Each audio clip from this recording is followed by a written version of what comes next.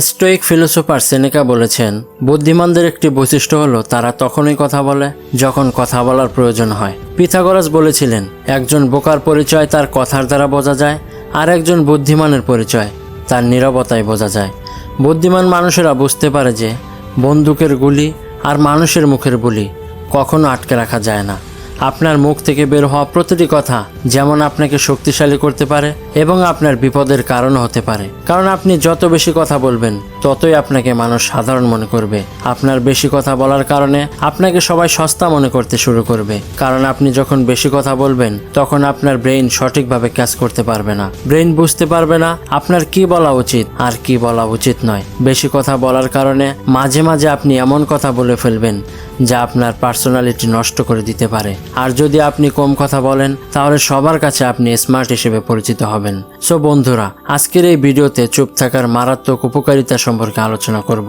So ভিডিওটা skip না করে সম্পূর্ণ ভিডিও দেখার অনুরোধ রইল। চুপ থাকার প্রথম উপকারিতা, এটি আপনাকে অধিক শক্তিশালী করে তুলবে। আপনি একটা জিনিস নোটিশ করে থাকবেন যে আমরা যখন কারোর সাথে খারাপ ব্যবহার করে ফেলি তারপর আমরা চিন্তায় পড়ে যাই। তখন আমরা বুঝতে পারি যে এই কাজটা করা আমার একদম উচিত হয়নি, ওই সময় এইটা বলা উচিত ছিল, এইটা বলা উচিত হয়নি, আমি কেন ওই সময় এই কথাটা বলে ফেললাম, তখন তো আমার এই কথাটা বলার কোনো দরকার ছিল না, তখন আমার মাথায় কেন এই কথাটা আসলো না। এর কারণ হলো আপনি যখন একের পর এক কথা বলে যাবেন তখন আপনার ব্রেইন কন্ট্রোল হারিয়ে ফেলে, ভালো মন্দ বোঝার ক্ষমতা হারিয়ে ফেলে।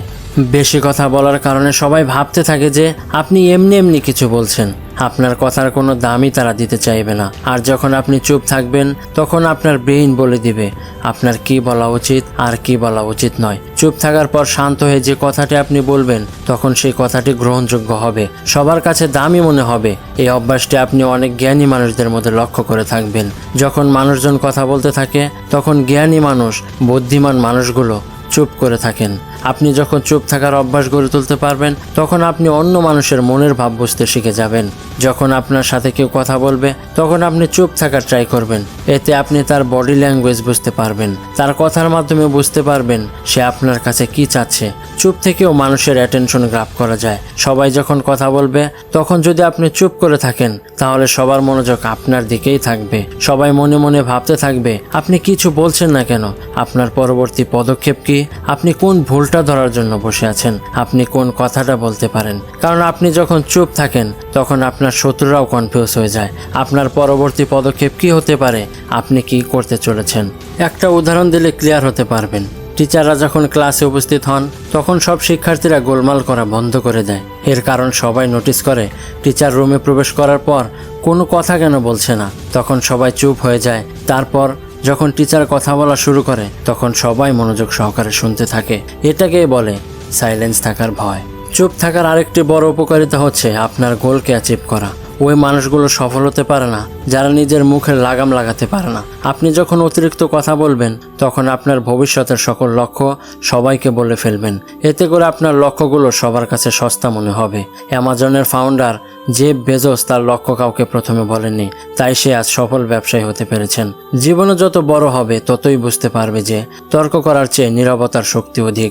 যেখানে সবাই নিজেকে কথার মাধ্যমে জ্ঞানী প্রমাণ করতে ব্যস্ত সেখানে আপনার নীরবতাই বুদ্ধিমানের কাজ।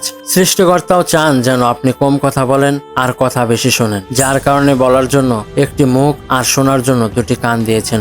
কারণ কথা বললেই কেউ বড় হয়ে যান না, কথা কম বললেই কেউ বোকা হয়ে যান না, বরং যারা কথা কম বলে তারা বেশি স্মার্ট এবং বুদ্ধিমান হয়। সবচেয়ে শক্তিশালী ও কার্যকরী অস্ত্র হলো নীরবতা। যেখানে লাফিয়ে ঝাঁপিয়ে গোলমাল করে সমাধান করা যায় না সেখানে নীরবতার অস্ত্র দিয়ে অনেক বড় বড় সমস্যার সমাধান করা যায়।